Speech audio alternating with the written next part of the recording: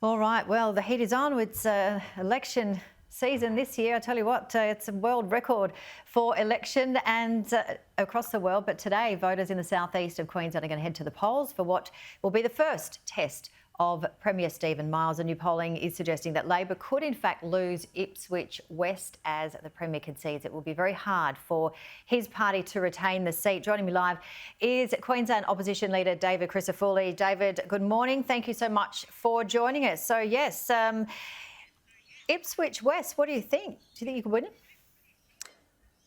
Oh, Janie, it's a really uphill battle.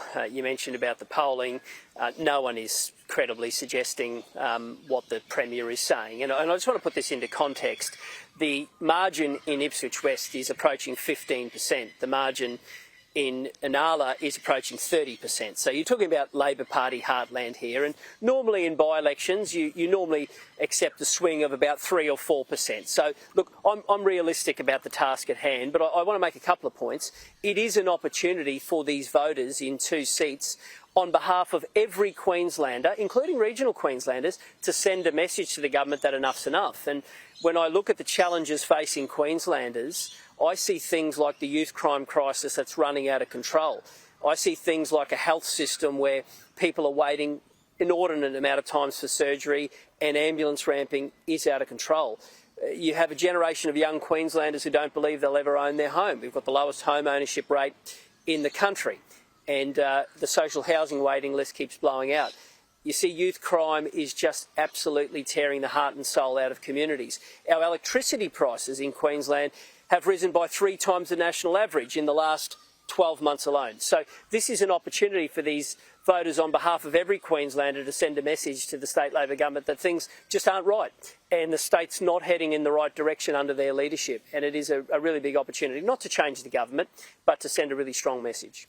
And how would you fix these issues in health, housing, youth crime, to name a few?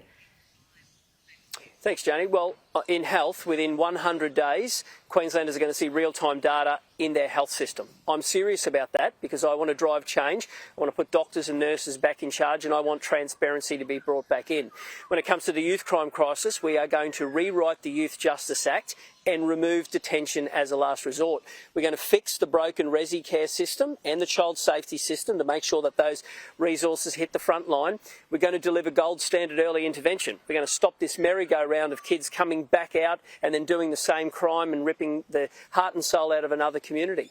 And we're going to make sure that the thin blue line doesn't continue to disappear and see fewer police numbers, which they have under this government. When it comes to electricity prices, we commit to a maintenance guarantee. And that means that we are going to keep the lights on by making sure that the money generated from those coal-fired power stations go back into keeping them on. And interestingly, it's been over 1,000 days since the Callide power plant faltered, and yet the state government haven't explained why, when it's going to get back on, or anyone's been held accountable. And when it comes to housing, Janie, I'm very, very serious about making sure that young people can aspire to own a home again. We're going to deliver infrastructure partnerships with councils immediately to open up more supply. We're going to get serious about welcoming the community housing sector back to Queensland. We're the only state where that number has gone backwards in the last 9 years. And when it comes to social housing, every single cent from the Housing Investment Fund is going to build more supply. We are determined to make sure that the feeding frenzy at the bottom end of the market ends. So there's some positive solutions on just 4 of those key challenges that I've spoken about.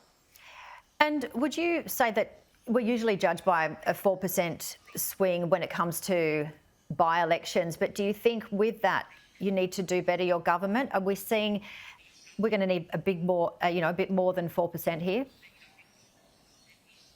Yeah, well, we believe it's an opportunity for these Queenslanders to send a message that things aren't right.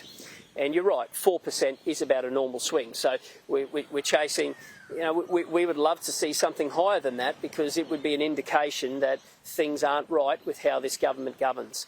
But in the end, October is the opportunity for every Queenslander to reflect on where things are.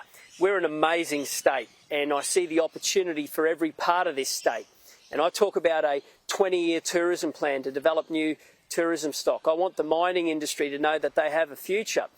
without being regulated out of existence. I want farmers to know that they can have the security of land tenure and the ability to build dams and be able to irrigate crops. I want to see a thriving state, and I want services for every single Queenslander.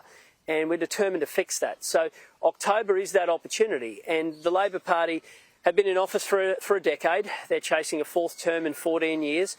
And if you look at history, they've basically governed for the better part of 3 and a bit decades. It's been a long time. We are the underdog. These by-elections are an opportunity to send a message that the government's not heading in the right direction. And it continues to make us hungry to work harder and earn every single vote and every bit of trust from Queenslanders. The government just expects people to keep voting for the Labor Party in Queensland. We're going to earn that right.